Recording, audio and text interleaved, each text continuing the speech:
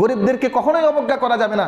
আল্লাহ রাব্বুল আলামিন আমাকে সম্পদশালী বানিয়েছেন, কিন্তু আমাকে বিনয়ের সাথে চলতে হবে, সমাজে নম্রতার সাথে, ভদ্রতার সাথে। রাসূল বলছেন এক হাদিসে, আল্লাহুম্মা আহইনি মিসকিনা, আয় আল্লাহ দুনিয়াতে আমাকে মিসকিন অবস্থায় জীবিত রাখুন, বলেন সুবহানাল্লাহ। ওয়া আমিতনি মিসকিনা, মিসকিন অবস্থায় আমার মৃত্যু দিন। ওয়াহশুরুনি জামারাতাল মাসাকিন, এবং কাল কিয়ামতের ময়দানে মিসকিনদের সাথে আমার হাসর নাসর করার ব্যবস্থা করুন। আল্লাহ রাব্বুল ইজ্জত ওয়াল জালালের দরবারে লক্ষ কোটি শুকরিয়া আদায় করছি যে রব্বুল আলামিন আমাদেরকে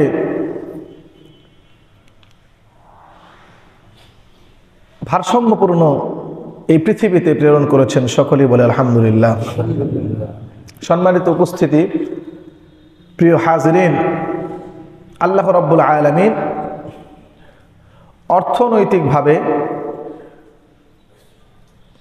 পৃথিবীতে দুই ধরনের মানুষ প্রেরণ করেছেন। অর্থনৈতিকভাবে পৃথিবীর মানুষ কয় প্রকার? দুই প্রকার। একদল আছে ধনী, প্রাচুর্যশীল, সম্পদের অধিকারী। আরেক দল হচ্ছে গরিব, যাদের অর্থ প্রাচুর্য নাই, ধন সম্পদ নেই, অভাবী, মিসকিন। প্রশ্ন হচ্ছে, আল্লাহ রাব্বুল আলামিন কেন এই দুই ধরনের মানুষ এই পৃথিবীতে সৃষ্টি করলেন? কেন সবাইকে সমানভাবে সৃষ্টি করলেন না? যদি প্রাচুর্যশীল বানাতে হয়, তাহলে গোটা দুনিয়ার সমস্ত মানুষকেই কেন প্রাচুর্যশীল বানালেন না? আর যদি গরিবই বানাতে হয়, তাহলে সকলকেই কেন গরিব বানালেন না? এরকম বৈষম্যপূর্ণ মানুষের মধ্যে যে সিস্টেম, এইভাবে কেন আল্লাহ রাব্বুল আলামিন সৃষ্টি করলেন না? যারা আজকে সাম্যের কথা বলে, সমাজতন্ত্র, সোশ্যালিজম, তাদের মতবাদ হচ্ছে সাম্যবাদ, যে দুনিয়ার মানুষ সকলেই সমান সমান হবে, কারো মধ্যে কোনো বৈষম্য থাকবে না, সমাজের সকল মানুষ এক স্তরে থাকবে। এটা হচ্ছে তাদের মত। তো আল্লাহ রাব্বুল আলামিন মানুষকে তাদের মতো করে কেন সৃষ্টি করলেন না?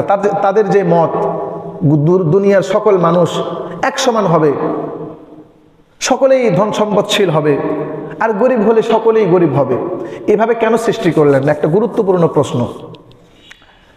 এই প্রশ্ন দিয়ে শুরু করতে চাই আজকের গুরুত্বপূর্ণ আলোচনা। খুব ভালো করে শুনবেন, বোঝার চেষ্টা করবেন। এর দুইটি উত্তর হতে পারে। এক নাম্বার উত্তর হলো, আল্লাহ রাব্বুল আলামিন হচ্ছে আমাদের সৃষ্টিকর্তা, বলেন সুবহানাল্লাহ। আল্লাহ রাব্বুল আলামিন এই কুল কায়নাতের সৃষ্টিকারী। আমরাও যেহেতু সৃষ্ট, আল্লাহ রাব্বুল আলামিন আমাদেরকে সৃষ্টি করেছেন। সুতরাং যেহেতু তার সৃষ্টি, সে যেভাবে ইচ্ছা মানুষকে সেভাবেই সৃষ্টি করতে পারে, বলেন সুবহানাল্লাহ। যালিকা ফাদলুল্লাহ ইউতিহি মান ইয়াশা, তার যা মনে চায় সে তাই করতে পারে। যেহেতু মানুষের আল্লাহর সৃষ্টি, এজন্য আল্লাহর ইচ্ছাধীন মানুষ। আল্লাহ যাকে ইচ্ছা গরিব বানিয়েছেন, আল্লাহ যাকে ইচ্ছা ধনী বানিয়েছেন, প্রাচুর্যশীল বানিয়েছেন, সম্পদশালী বানিয়েছেন। এখানে বান্দার প্রশ্ন করার মতো কোনো ওয়ে নাই। এটা একটা উত্তর হতে পারে। আরেকটা উত্তর কোরআনুল কারীমে আল্লাহ রাব্বুল আলামিন দিয়েছেন, যে কেন আল্লাহ রাব্বুল আলামিন দুনিয়ার মানুষের মধ্যে এই বৈষম্য সৃষ্টি করলেন। কোরআনুল কারীমের স্পষ্ট উত্তর, সাবলীল উত্তর, এমনভাবে রব্বুল আলামিন উত্তর দিয়েছেন, মানুষের বোধগম্য, অনেক সহজ, বলেন সুবহানাল্লাহ। যে উত্তর মানুষ অনেক সহজেই বুঝতে পারবে, বলেন সুবহানাল্লাহ। আল্লাহ রাব্বুল আলামিন মানুষের মধ্যে কেন এই বৈষম্য সৃষ্টি করলেন? সূরা যুখরুফের 32 নম্বর আয়াতে আল্লাহ রাব্বুল আলামিন বলছেন, 25 নম্বর পারার 10 নম্বর পৃষ্ঠায়, সূরা যুখরুফের 32 নম্বর পৃষ্ঠায় আল্লাহ রাব্বুল আলামিন বলছেন 32 নম্বর আয়াতে, আহুম ইয়াকসিমুনা রাহমাত রাব্বিক নাহনু কাসামনা বাইনাহুম মাঈশাতাহুম ফিল হায়াতিদ দুনিয়া ওয়া রাফা'না বা'দাহুম ফাওকা বা'দিন দারাজাতিন লিয়াত্তাখিযা বা'দাহুম বা'দান সুখরিয়া। সুবহানাল্লাহ।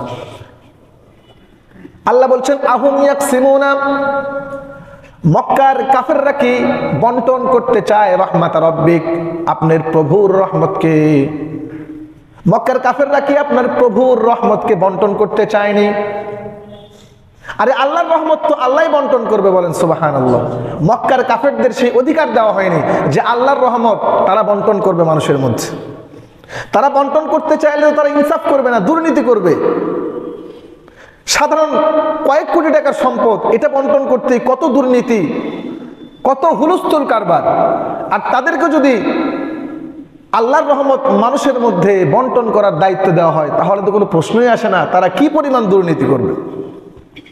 এজন্য আল্লাহ রাব্বুল আলামিন প্রশ্নবোধক চিহ্ন দিয়ে তাদেরকে ধিক্কার দিচ্ছেন, ও মক্কার কাফেররা, আমি প্রভুর রহমত তো বন্টন করার দায়িত্ব তোমাদেরকে দেওয়া হয়নি। আমি আমার রহমত, আমার ইনসাফ ভিত্তিক বন্টন আমি আমার বান্দাদের মধ্যে করে দিয়েছি। ইনসাফ ভিত্তিক বন্টন আমি রব্বুল আলামিন আমার বান্দাদের মধ্যে করে দিয়েছি, বলেন সুবহানাল্লাহ। আল্লাহ বলছেন, নাহনু কসামনা বাইনাহুম মাঈশাতাহুম, নিশ্চয় আমি কসামনা বন্টন করেছি বাইনাহুম মানুষের মধ্যে, মাঈশাতাহুম তাদের জীবিকা, ফিল হায়াতিদ দুনিয়া দুনিয়ার এই জীবনে। আল্লাহ বলছেন দুনিয়ার এই জীবনে মানুষের মধ্যে তাদের জীবিকা আমি রব্বুল আলামিন বন্টন করে দিয়েছি। সুবহানাল্লাহ, আমি বন্টন করে দিয়েছি, কারণ বন্টন করার দায়িত্ব আমার, বলেন সুবহানাল্লাহ। এজন্য আর্থসামাজিক এই ব্যবস্থা এটা প্রাকৃতিক, আল্লাহ রাব্বুল আলামিনের পক্ষ থেকেই এই আর্থসামাজিক এই ব্যবস্থার বৈষম্য করে দেওয়া হয়েছে, বলেন সুবহানাল্লাহ। মানুষের কোনো এখানে হাত নাই। আমি ইচ্ছা করলেই কোটিপতি হতে পারবো না। আমার যদি ভাগ্যে না থাকে আমি হাজারো চেষ্টা করলে সম্পদশালী হতে পারবো না। এরকম হাজারো নজির আমাদের সমাজের মধ্যে আছে। কত চেষ্টা করতেছে কিন্তু তার লক্ষ্যে সে পৌঁছতে পারে না। তার কত কোটিপতি হওয়ার স্বপ্ন, সে তার স্বপ্নে বারবার লক্ষ্যভ্রষ্ট হয়ে যাচ্ছে। আবার অনেক মানুষ আছে আল্লাহ রাব্বুল আলামিন স্বীয় রহমতে স্বীয় নিয়ামত তার উপর দান করতেছে, বিনা কষ্টে সে কোটিপতি হয়ে যাচ্ছে, বলেন সুবহানাল্লাহ। তাহলে আর্থসামাজিক এই বৈষম্য এটা আল্লাহ রাব্বুল আলামিনের পক্ষ থেকেই নির্ধারণ করা। দুনিয়ার কোনো মানুষ চাইলে কোটিপতি হতে পারবে না, দুনিয়ার কোনো মানুষ চাইলে গরিব হতে পারবে না। আল্লাহ রাব্বুল আলামিন আয়াতের পরের অংশে বলছেন, ওয়ারাফা'না বা'দাহুম ফাওকা বা'দিন দারাজাতিন লিয়াত্তাখিযা বা'দাহুম বা'দান সুখরিয়া।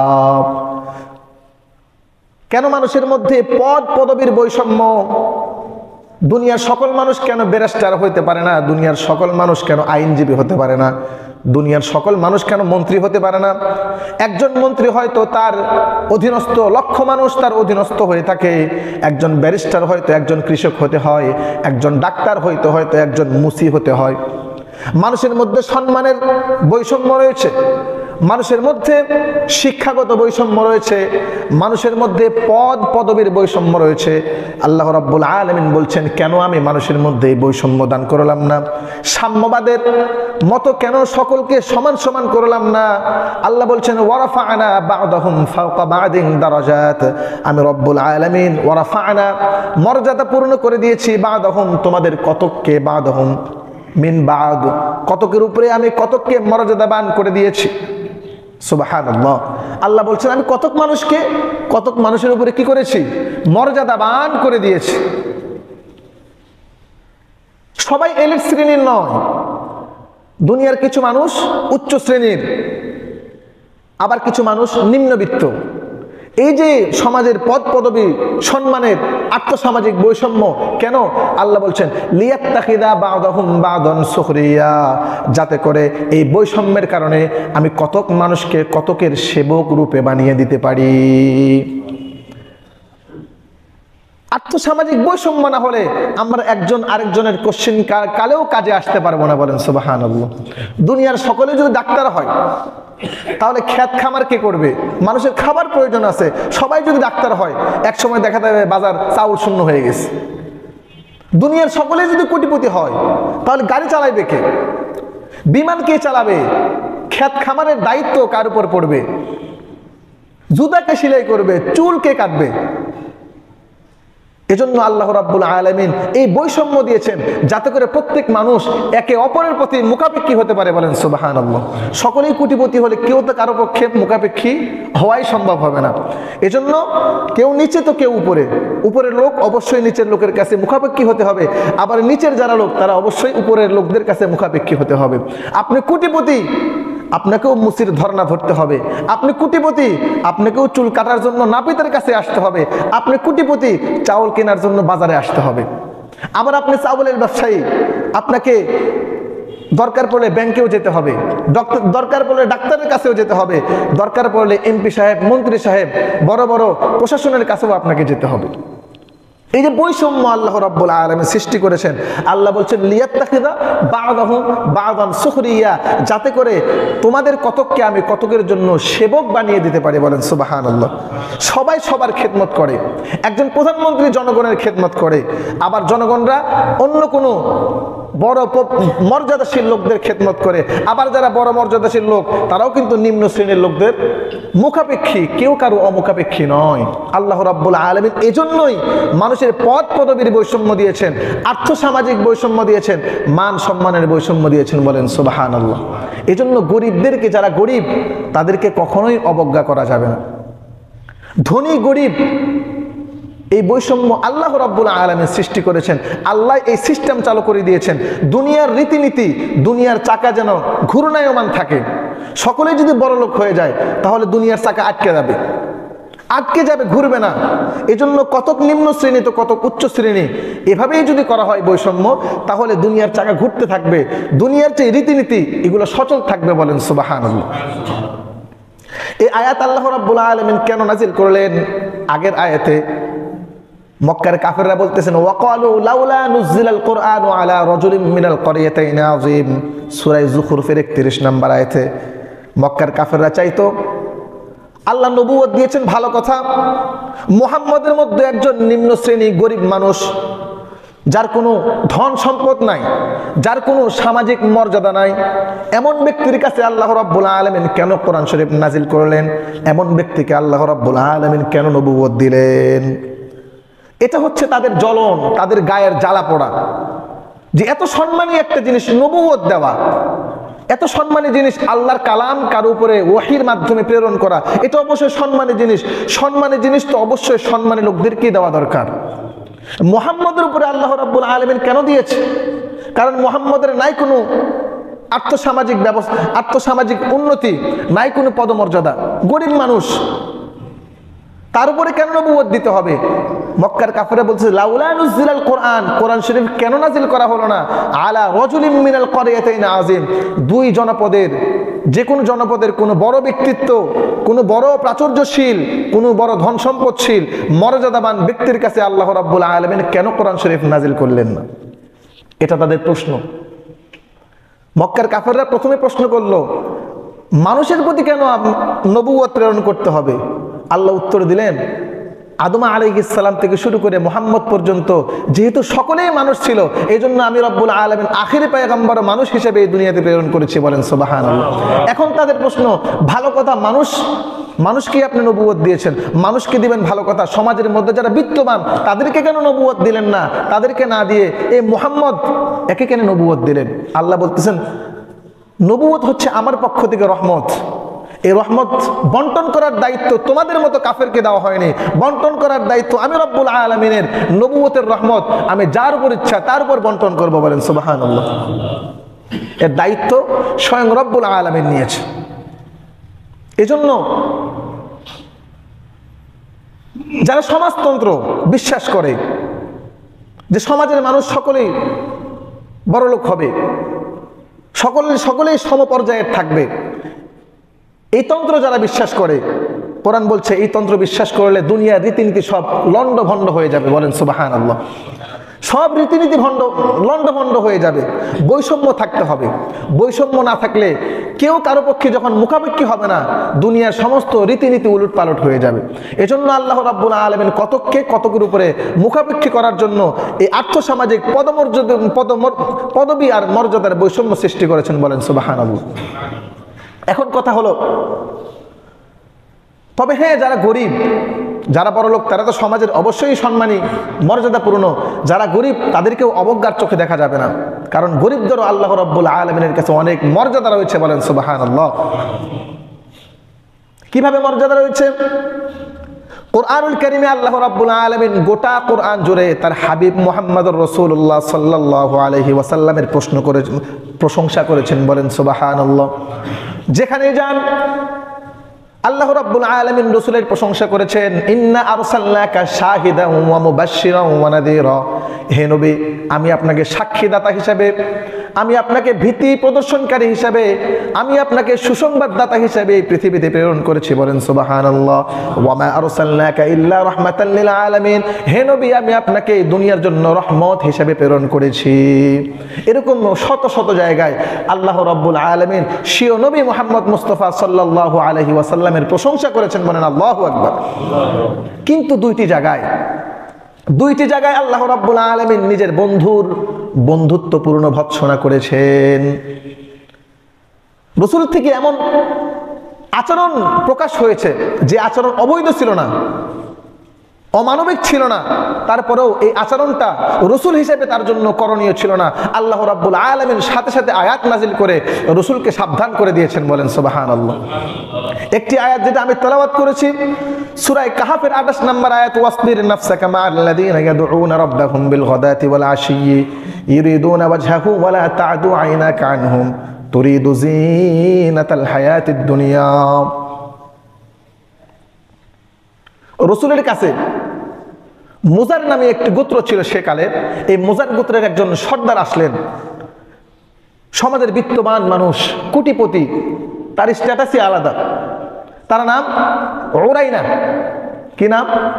উরাইনা। এসেছে ভালো কথা। তো রাসূলুল্লাহ সাল্লাল্লাহু আলাইহি ওয়াসাল্লামের কাছে সবসময় গরিব সাহাবায়ে কেরাম বসে থাকতো, যাদেরকে বলা হয় আসহাবে সুফফা। বলেন সুবহানাল্লাহ। আসহাবে সুফফা কাদেরকে বলা হয়? আসহাবে সুফফা ইসলামের ইতিহাসে রাসূলের হাতে প্রতিষ্ঠিত একটি মাদ্রাসা। বলেন সুবহানাল্লাহ। আসহাবে সুফফা কারা? আসহাবে সুফফা হলো ওই সমস্ত সাহাবায়ে কেরাম যারা মক্কা থেকে নিঃস্ব খালি হাতে মদিনায় হিজরত করেছে। বলেন সুবহানাল্লাহ। যখন আস্তে আস্তে মক্কা থেকে মুহাজিররা মদিনায় হিজরত করতে লাগলো, তো রাসূল করিম সাল্লাল্লাহু আলাইহি ওয়াসাল্লাম এক একজন মুহাজিরকে আনসারদের এক এক আনসারের মধ্যে ভ্রাতৃত্ব তৈরি করে দিলেন। আজ থেকে তুমি তোমার ভাই, এই মুহাজির আজ থেকে তুমি ওই আনসারের ভাই। এভাবে যখন তাদেরকে ভ্রাতৃত্ব বন্ধনে আবদ্ধ করতে লাগলো, তো তারা আনসাররা তাদের ধন সম্পদ নিজের ভাইয়ের জন্য বিলিয়ে দিতে লাগলো। বলেন সুবহানাল্লাহ। আচ্ছা তুমি মক্কা থেকে এসেছো, তুমি নিশ্চয় এসেছো, তুমি খালি হাতে, সমস্যা নাই, আমি তোমার আনসারি ভাই, আমি আমার সর্বস্ব দিয়ে তোমাকে সাহায্য করার চেষ্টা করব। সুবহানাল্লাহ। তোমার কি প্রয়োজন? ধরো 2 বিঘা জমি নিয়ে নাও, আজ থেকে চাষ করা শুরু করো। ধরো আমার কাছে 4টা বিবি আছে, তোমাকে আমি আজ থেকে 2টা বিবি দিয়ে দিলাম। সুবহানাল্লাহ। স্ত্রী বন্টন করে দিয়েছে নিজের মুহাজির ভাইদের জন্য। কতটা ত্যাগ করেছেন সাহাবায়ে কেরাম, কথা লম্বা। তো এইভাবে বন্টন করতে করতে আসতেই আছে, মুহাজিররা মক্কা থেকে আসতেছে। আর কত বন্টন করবে? আনসাররা একজনকে নিতে নিতে নিতে নিতে আরো অনেক মানুষ মুহাজির, তাদেরকে অন্য কারো কাছে দেওয়ার মতো নাই। তখন রাসূলুল্লাহ সাল্লাল্লাহু আলাইহি ওয়াসাল্লাম মসজিদে নববীর পাশে একটি ছায়াদার জায়গায় এই সমস্ত নিঃস্ব মুহাজির যারা খালি হাতে এসেছে, যাদের একবেলা খায় তো 2 বেলা খায় না, এই সমস্ত মানুষের একটু ঠাই গোজার জায়গা করে দিলেন। বলেন সুবহানাল্লাহ। আসহাবে সুফফা ছিল প্রায় 70 জন সাহাবী। তার মধ্যে অন্যতম সাহাবী ছিল আবু হুরায়রা রাদিয়াল্লাহু আনহু, উনিও ছিলেন আসহাবে সুফফার সদস্য। সালমান ফারসি রাদিয়াল্লাহু আনহু, উনিও ছিলেন আসহাবে সুফফার সদস্য। আব্দুল্লাহ ইবনে মাসউদ রাদিয়াল্লাহু আনহু, ইনিও ছিলেন আসহাবে সুফফার সদস্য। বলেন সুবহানাল্লাহ। তো উরাইনা মুজার গোত্রের সম্পদশালী একজন নেতা রাসূলের কাছে আসছে। আসার পরে সেখানে আসহাবে সুফফার গরিব সাহাবায়ে কেরাম, কেমন গরিব ছিল, বুখারী শরীফের হাদিস, আবু হুরায়রা রাদিয়াল্লাহু আনহু বর্ণনা করছেন যে আমরা আসহাবে সুফফা এমন গরিব ছিলাম, কেউ একজন জামা পরে থাকতো তো তার লুঙ্গি থাকতো না, কেউ লুঙ্গি পরে থাকতো তো তার গায়ে কোনো জামা থাকতো না। এমন অভাবে সাহাবায়ে কেরাম দিন কাটিয়েছেন। আমরা একবেলা খাইতাম তো 2 বেলা খাবার আমাদের কোনো উপায় ছিল না, রাত্রে খাইতাম তো সকালে কি খাবো তার কোনো ঠিক ঠিকানা ছিল না। এমন অভাবের মধ্যে আমরা দিনানিপাত করতাম। তো উরাইনা এসেছে রাসূলের কাছে। আসহাবে সুফফার সাহাবায়ে কেরাম, গরিব সাহাবায়ে কেরাম বসে আছেন, যাদের একটার বেশি দুইটা কাপড় নাই, যাদের দুইটা আছে তাদের তিনটা কাপড় নাই, এরকম কাপড় পরে আছেন। সালমান ফারসি রাদিয়াল্লাহু আনহু আসহাবে সুফফার সদস্য, রসুলের পাশেই বসা, অতি গরমের কারণে ছোট্ট একটি চাদর পরে আছে সালমান ফারসি রাদিয়াল্লাহু আনহু। এই চাদর থেকে একটু দুর্গন্ধ বের হচ্ছিল, ঘামের কারণে দুর্গন্ধ বের হচ্ছিল। তো দুর্গন্ধ বের হওয়ার কারণে উরাইনা একটু নাক ছিটকাইল। রসুলকে বলল, কাদেরকে বসাইছেন? আমরা সমাজের বিত্তমান লোক, আমরা আসবো, আমাদের জন্য একটু স্পেশাল জায়গা রাখবেন তো। এদের সাথে বসাইছেন সমাজের নিম্ন শ্রেণীর লোক, না খাইতে পারে না তাদের কোনো কর্ম আছে, সারাদিন আপনার মসজিদে বসে থাকে, কোরআন শরীফ তেলাওয়াত করে, জিকির আজকার করে, এদের সাথে কেন বসাইছেন? আমরা মাঝে মাঝে আপনার কাছে আসি, আমাদেরকে এক্সট্রাভাবে একটু আপ্যায়ন করবেন, এক্সট্রা ঘর রাখবেন, তাহলে না আপনার সাথে আসে আমরা গল্প করতে পারি। এরকম প্রশ্ন করার পরে আল্লাহ রাব্বুল আলামিন সাথে সাথে সূরা কাহফের ওই 28 নম্বর আয়াত নাজিল করে দিলেন। বলেন সুবহানাল্লাহ। আল্লাহ রাব্বুল আলামিন তার বন্ধুকে সাবধান করে দিলেন, ওয়াসবির নাফসাকা মা'আল্লাযীনা ইয়াদউনা রাব্বাহুম বিল গাদাতি ওয়াল আশি ইউরিদুনা ওয়াজহাহি। আমার নবী ভালো করে শুনুন, ভালো করে শুনুন। ওয়াসবির নাফসাকা, আপনি আপনার নফসকে, আপনি আপনার অন্তরকে তাদের সাথে লাগিয়ে রাখুন, সব সময় আপনার অন্তরকে তাদের সাথে লাগিয়ে রাখুন। কাদের সাথে? আল্লাযীনা ইয়াদউনা রাব্বাহুম বিল গাদাতি ওয়াল আশি ইউরিদুনা ওয়াজহা, যারা আমি রব্বুল আলামিনের সন্তুষ্টি অর্জন করার জন্য সকাল বিকাল মসজিদে বসে বসে জিকির করতে থাকে। ওই গরিব বড় লোকের কথা শুনে তাদের থেকে আপনার দিলটাকে উঠিয়ে নিয়েন না। ও বলবেই বলুক, কিন্তু আমি রব্বুল আলামিন গরিব আর ধনী সৃষ্টি করেছি। তারা এখন গরিব রয়েছে, কিন্তু তারা সারা জীবন গরিব থাকবে না। তারা দুনিয়াতে গরিব, তো কি হয়েছে? আমি রব্বুল আলামিন জান্নাতে তাদেরকে ধনী বানিয়ে দিব। বলেন সুবহানাল্লাহ। এই জন্য গরিবদেরকে কখনো আপনি অবজ্ঞা করবেন না। রাসূল কারীম সাল্লাল্লাহু আলাইহি ওয়াসাল্লামকে সাবধান করে দেওয়া হয়েছে, গরিবদেরকে কখনো অবজ্ঞা করবেন না। ওয়াসবির, আপনার অন্তরকে তাদের সাথে আপনি লাগিয়ে রাখুন, যারা সকাল সন্ধ্যা বসে আল্লাহর সন্তুষ্টি অর্জন করার জন্য আল্লাহর জিকির করতে থাকে। বলেন সুবহানাল্লাহ। ওয়ালা তা'দু আইনাকা আনহুম, আপনি আপনার চক্ষুকে তাদের থেকে ফিরিয়ে নেবেন না। তুরিদু যিনাতাল হায়াতিদ দুনিয়া, দুনিয়ার চাকচিক্য দেখে আপনি ওই সমস্ত গরিব আসহাবে সুফফা সাহাবায়ে কেরাম থেকে আপনার চোখকে ফিরিয়ে নেবেন না। ধনী মানুষ আপনার কাছে আসবেই, তাদেরকে দেখে তাদেরকে অবজ্ঞা করার কোনো সুযোগ আপনার কাছে নাই। খবরদার, আপনার রাসূল আপনার কাছে আপনার উম্মতের ধনী গরিবের কোনো ধরনের বৈষম্য নাই। বলেন সুবহানাল্লাহ। সকলেই আপনার কাছে সমান। ওয়ালা তুতি', আল্লাহ বলছেন ওই উরাইনা আপনার কাছে এসেছে, জেনে রাখুন তার ভিতরে অহংকার ভর্তি। আপনি তাকে শতবার ইসলামের দাওয়াত দেন না কেন, হাজারবার দাওয়াত দেন, কোশ্চেন কালেও সে আপনার দাওয়াত গ্রহণ করবে না। ওয়ালা তুতি' মান আগফালনা কলবাহু আন যিকরিনা, আপনি তার অনুসরণ করবেন না। মান আগফালনা কলবাহু, যার অন্তরকে আমি রব্বুল আলামিন আমার জিকির থেকে উদাসীন করে দিয়েছি। আর এরা তো আমি দুনিয়ামুখী করে দিয়েছি। এরা আপনি যতই দাওয়াত দেন, এ আপনার প্রতি ইসলামের প্রতি কখনোই নমনীয় হবে না, কখনোই মুখাপেক্ষী হবে না। সুতরাং তার দিকে তাকায় লাভ নাই। যারা আল্লাহর সন্তুষ্টির জন্য আল্লাহর জিকির করে, আপনি সব সময় তাদের দিকে মনোনিবেশ করতে থাকুন। বলেন সুবহানাল্লাহ। এই একটা জায়গায় বন্ধুত্ব সুলভ ভৎসনা করা হয়েছে রসুলকে, যে খবরদার আপনার থেকে যেন এরকম বৈষম্যপূর্ণ কোনো আচরণ প্রকাশ না পায়। আপনি এরকম কখনো বৈষম্যপূর্ণ সাহাবায়ে কেরামের সাথে আচরণ করবেন না, গরিবদের প্রতি আপনি অবজ্ঞা করতে পারবেন না। আরেক জায়গায় সূরা আবাসায় আল্লাহ রাব্বুল আলামিন রাসূলকে বন্ধুত্ব সুলভ ভৎসনা করেছেন। বলেন সুবহানাল্লাহ। আবাসা ওয়া তাওয়াল্লা, একবার মক্কার বড় বড় লিডাররা এসেছে, বিত্তবান। রাসূল চাইতো যে এই সমস্ত বিত্তবান যদি মুসলমান হয়ে যায়, তাহলে তো এদের দেখা দেখি আরো অনেক মানুষ মুসলমান হয়ে যাবে। এই জন্য তারা এসেছে, তাদের সাথে রাসূল সাল্লাল্লাহু আলাইহি ওয়াসাল্লাম সুন্দরভাবে কথা বলছেন, আচরণ করছেন। মনে মনে চাইছেন যে তারা যদি ইসলাম ধর্ম গ্রহণ করে, তাহলে তো ইসলামের জন্য অনেক বড় একটা প্লাস পয়েন্ট হবে। এই জন্য চেষ্টা করতেছেন কিভাবে তাদেরকে ইসলামের দিকে ধাপিত করা যায়, কিভাবে তাদেরকে ইসলামের দিকে দাওয়াত দেওয়া যায়। তো উনি বিত্তবানদের সাথে কথা বলছেন। ইত্যবৎসরে আল্লাহর হাবিব সাল্লাল্লাহু আলাইহি ওয়াসাল্লামের মসজিদে নববীর একজন অন্ধ মুয়াজ্জিন আব্দুল্লাহ ইবনে উম্মে মাকতুম রাদিয়াল্লাহু আনহু রাসূলের কাছে চলে আসলেন। এসে বিভিন্ন প্রশ্ন করছেন। রাসূলের কাছে তো অবশ্যই প্রশ্ন করবেন শরীয়ত সম্পর্কে। বিভিন্ন প্রশ্ন করছেন, কিন্তু রসুল তার প্রতি কোনো ভ্রুক্ষেপ দিচ্ছেন না।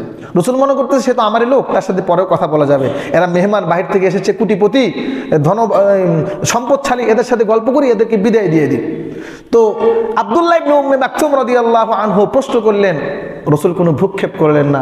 সাথে সাথে রব্বুল আলামিন সূরা আবাসার প্রথম কয়টি আয়াত নাজিল করে দিলেন সাবধান করার জন্য। বলেন সুবহানাল্লাহ। আবাসা ওয়া তাওয়াল্লা, রসুলকে ডাইরেক্ট সম্বোধন না করে অনুপস্থিত বাক্য দিয়ে রসুলকে বোঝানোর জন্য চেষ্টা করেছেন। আবাসা ওয়া তাওয়াল্লা, তিনি ভ্রু কুঞ্চিত করেছেন। ওয়া তাওয়াল্লা, ফিরিয়ে দিয়েছেন। আন জাহুল আমা, ওনার কাছে একজন অন্ধ ব্যক্তি এসেছে। অন্ধ এসেছে, কিন্তু রাসূলুল্লাহ সাল্লাল্লাহু আলাইহি ওয়াসাল্লাম ভ্রু কুঞ্চিত করে আব্দুল্লাহ ইবনে মাকতুম অন্ধ সাহাবীকে ফিরিয়ে দিয়েছেন। আল্লাহ রাব্বুল আলামিনের সাহাবার প্রতি এই ধরনের বৈষম্য আল্লাহ রাব্বুল আলামিন তার রাসূল থেকে আশা করতে পারেন। এর সাথে সাথে সূরা আবাসার প্রথম কয়েকটি আয়াত নাজিল করে দিলেন। কেন বৈষম্য করতেছেন? আবাসা, আপনি কেন ভ্রু কুঞ্চিত করলেন? ওয়া তাওয়াল্লা, কেন আপনি আপনার অন্ধ সাহাবীকে ফিরিয়ে দিলেন? ওমা ইউদরিক, আপনি কি জানেন লাআল্লাহু ইয়াযাক্কা, সে প্রশ্ন করলে আপনি উত্তর দিলে, আপনার উত্তর পেয়ে সে হয়তো তার আত্মশুদ্ধি করতে পারতো। বলেন সুবহানাল্লাহ। সে তার আত্মশুদ্ধি করার জন্য আপনাকে প্রশ্ন করেছে, আপনি তার প্রশ্নের কোনো জবাব দিলেন না।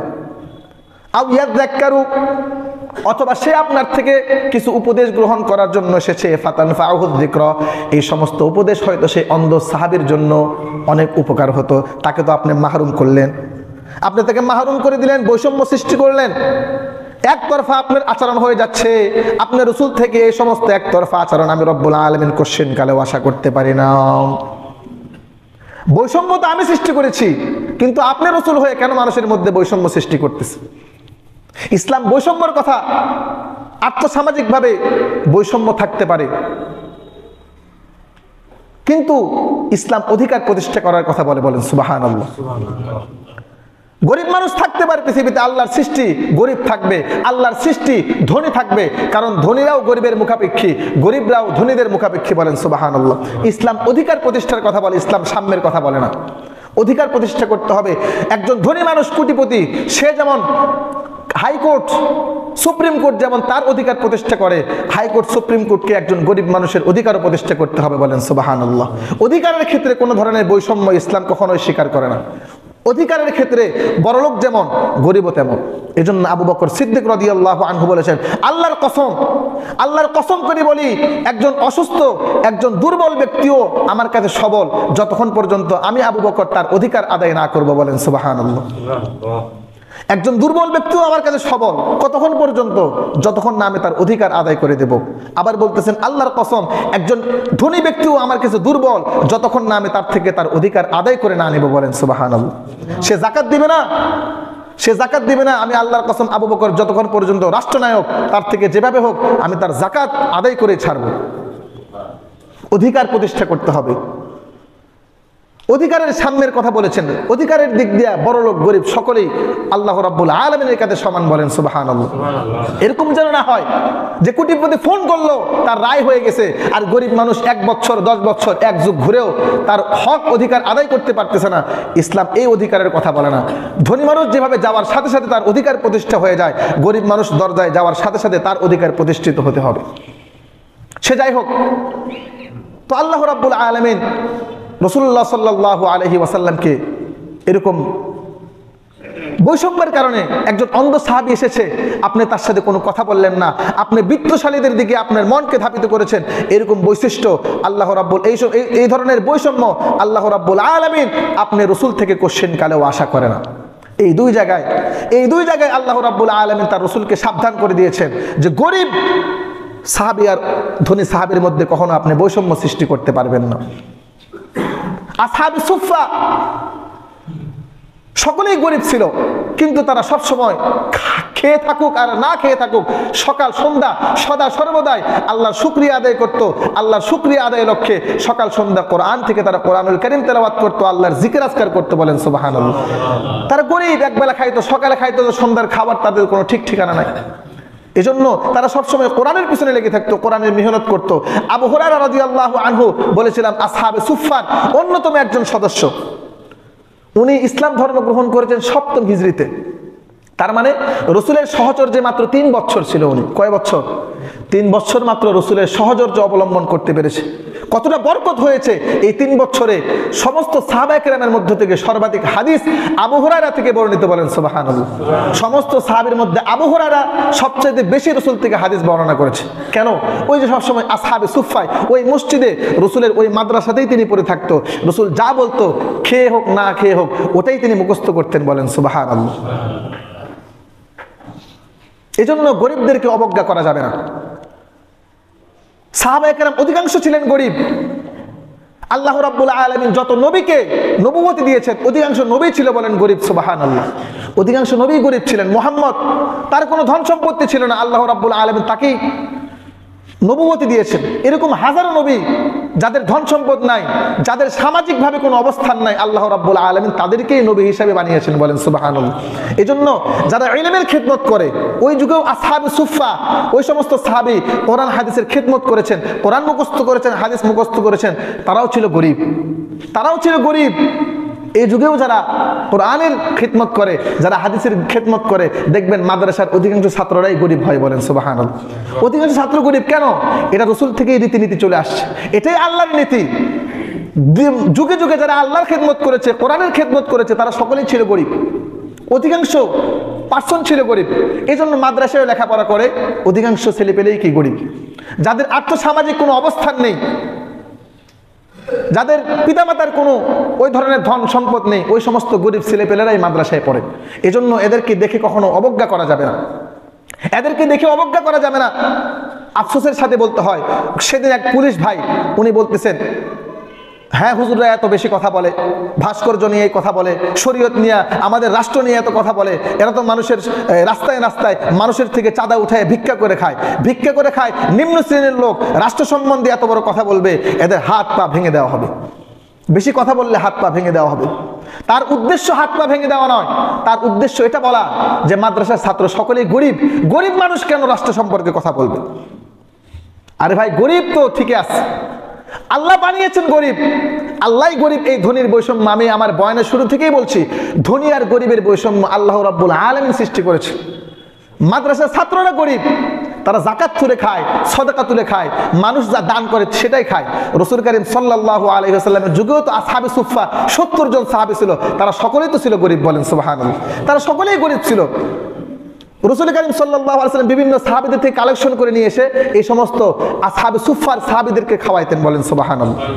এদেরকে খাওয়াইতেন। হাসান রাদিয়াল্লাহু আনহু, রাসূলের নাতি, খতনা করা হয়েছে, বকরি জবাই করছে, এই বকরির গোশত আসহাবে সুফাদেরকে খাওয়ানো হয়েছে। যখন দেখেছে আসহাবে সুফার অনেক সাহাবী না খেয়ে মরণাপন্ন অবস্থা, অন্যান্য সাহাবীদেরকে বলতেন, এই সমস্ত আমার সাহাবায়ে কেরাম, যাদের তোমরা আর্থসামাজিক আল্লাহ রাব্বুল আলামিন অর্থ তোমাদেরকে দিয়েছে, তোমাদের এখান থেকে একটু দাও না তাদেরকে, দেখো তোমাদের ভাই না খেয়ে কত কাঙ্গাল হয়ে পড়ে আছে। এভাবে রাসূল সাল্লাল্লাহু আলাইহি ওয়াসাল্লাম কালেকশন করতো সাহাবীদের থেকে। এভাবেই সাহাবায়ে কেরাম ওই যুগে স্মরণের মানুষে পরিণত হয়েছে। এজন্য আজকে মাদ্রাসার ছাত্র আমরাও কালেকশন করি। এটাই হচ্ছে রাসূলের আদর্শ, এটাই রাসূলের তরিকা, এটাই রাসূলের তরিকা। এজন্য কখনো অবজ্ঞা করবেন না।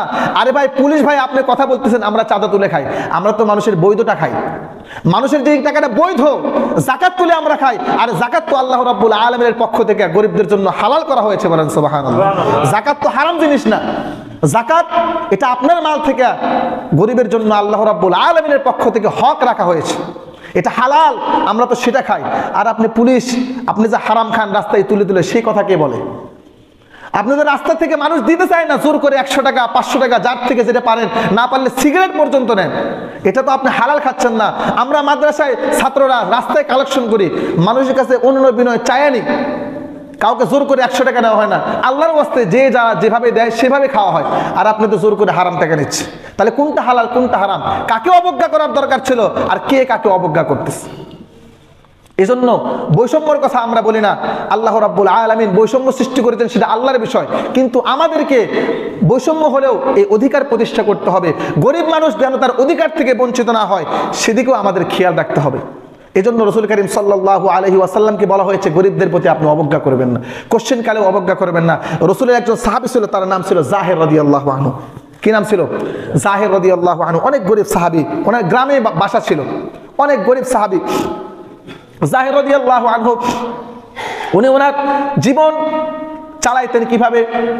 শাক সবজি বিক্রি করে, পুকুরের পাড়ে যে সমস্ত কচুরি পানা এই কচুর শাক পাওয়া যায়, বিভিন্ন শাক সবজি পাওয়া যায়, এগুলো তুলে তুলে আটি বেঁধে বাজারে বিক্রি করত।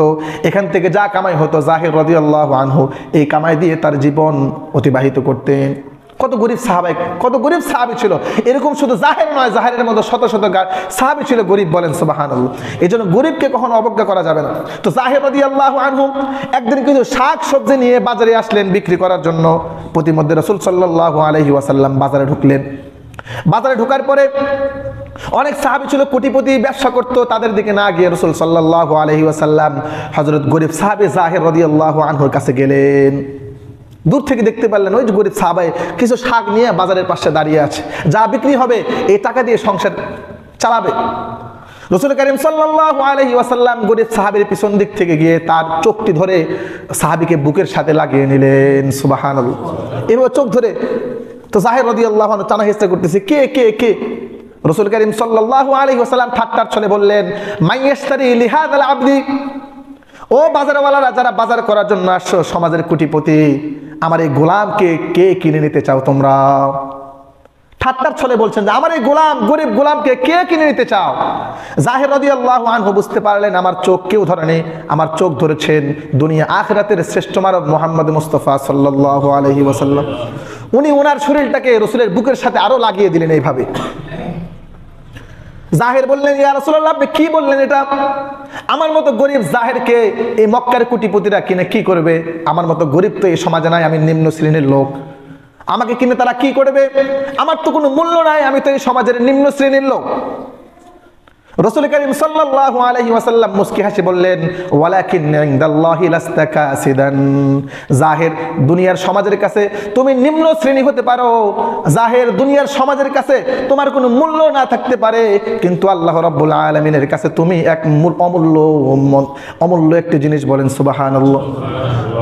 তুমি অমূল্য আল্লাহর কাছে। আল্লাহ রাব্বুল আলামিন তোমাকে দুনিয়ার যত ধন সম্পদ রয়েছে এই লক্ষ লক্ষ কোটি কোটি টাকা দিয়ে তোমাকে আল্লাহ রাব্বুল আলামিন কিনতে রাজি আছেন।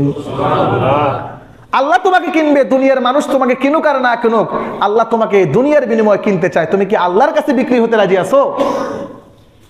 সাহাবায়ে কেরাম মানুষের কাছে কোনো মূল্য নাই, কিন্তু সে সাহাবার আল্লাহর কাছে কত মূল্য। মুসনাদে আহমদের হাদিস এটা বর্ণনা করলাম, কারণ ইন্না আকরামাকুম ইনদাল্লাহি আতকাকুম, টাকার মূল্য আর আল্লাহর কাছে নাই। যে ব্যক্তি বেশি তাকওয়ামান, যে ব্যক্তি বেশি আল্লাহকে ভয় করে, আল্লাহর কাছে ওই ব্যক্তির মূল্য বেশি, বলেন সুবহানাল্লাহ। এজন্য রাসূলুল্লাহ সাল্লাল্লাহু আলাইহি ওয়াসাল্লাম বলেন, রাআইতু ফিল জান্নাহ, মিরাজে আমি যখন জান্নাতে গেলাম, ইত্তলাতু ফিল জান্নাহ, আমি জান্নাতে একটু উকি দিয়ে দেখলাম, ফারাআইতু আকসার আহলিহা আল ফুকারা, আমি দেখলাম অধিকাংশ জান্নাতীরা হচ্ছে গরিব। বুখারী শরীফের হাদিস, বুখারী শরীফের হাদিস। রাসূল বলতেছে জান্নাতে আমি যখন উকি দিলাম তখন দেখলাম অধিকাংশ জান্নাতীরাই হচ্ছে গরিব, অধিকাংশ জান্নাতী হচ্ছে গরিব। ফারাআইতু আন্নার, যখন আমি জাহান্নামের দিকে দেখলাম, ফারাআইতু আকসার আহলিহা আন-নিসা, দেখলাম অধিকাংশ জাহান্নামী হচ্ছে নারী, অধিকাংশ নারীরাই জাহান্নামী। আরো অনেক হাদিস আছে, এগুলা বলার সময় নাই। আর রাসূল বলছেন, আলা উখবিরুকুম বিআহলিল জান্নাহ কুল্লু যায়িফিন মুতাসাআব, আল্লাহ বলেন, রাসূল বলছেন আমি কি তোমাদেরকে খবর দেব না কারা জান্নাতি? রাসূল বলছেন যারা সমাজের ভিতরে দুর্বল, পদবীর দিক দিয়ে দুর্বল, শক্তির দিক দিয়ে দুর্বল, সম্পদের দিক দিয়ে দুর্বল, তারাই জান্নাতি, বলেন সুবহানাল্লাহ। আলা উখবিরুকুম বিআহলিন নার, আমি কি তোমাদেরকে জাহান্নামে কারা সেই সম্পর্কে বলবো না? রাসূল বলতেছেন কুল্লু উতিল্লিন জাওয়াজিন মুস্তাকবিরিন, যারা অহংকারী সমাজের মধ্যে, যারা সবসময় ভুরু কুচকিয়ে চলে, যারা বদমেজাজি, এরাই হচ্ছে অধিকাংশ জাহান্নামী, বলেন নাউযুবিল্লাহ। এজন্য গরিবদেরকে কখনো, আরো লম্বা আলোচনা, এগুলো বলার সময় নাই, গরিবদেরকে কখনোই অবজ্ঞা করা যাবে না, গরিবদেরকে কখনোই অবজ্ঞা করা যাবে না। আল্লাহ রাব্বুল আলামিন আমাকে সম্পদশালী বানিয়েছেন, কিন্তু আমাকে বিনয়ের সাথে চলতে হবে সমাজে, নম্রতার সাথে, ভদ্রতার সাথে। রাসূল বলছেন এক হাদিসে, আল্লাহুম্মা আহইনি মিসকিনা, আয় আল্লাহ দুনিয়াতে আমাকে মিসকিন অবস্থায় জীবিত রাখুন, বলেন সুবহানাল্লাহ। ওয়া আমিতনি মিসকিনা, মিসকিন অবস্থায় আমার মৃত্যু দিন। ওয়াহশুরুনি জামারাতাল মাসাকিন, এবং কাল কিয়ামতের ময়দানে মিসকিনদের সাথে আমার হাসর নাসর করার ব্যবস্থা করুন। মিসকিন মানে একবারে নিঃস্ব না খেয়ে থাকা এরকম না, মিসকিনরা যেভাবে নম্র ভদ্র থাকে, নম্রভাবে ভদ্রভাবে চলাফেরা করে, মাথা নিচু হয়ে চলে, কারোর সাথে অহংকারের সাথে কথা বলার তার সামর্থ্য নাই, আয় আল্লাহ আমাকে ওইভাবে মিসকিন অবস্থায় আপনি আমাকে সমাজে চলাফেরা করার তৌফিক দান করুন। এজন্য কোটিপতি হয়েছি, আমার চোখ সবসময় উপরে, এরকম না।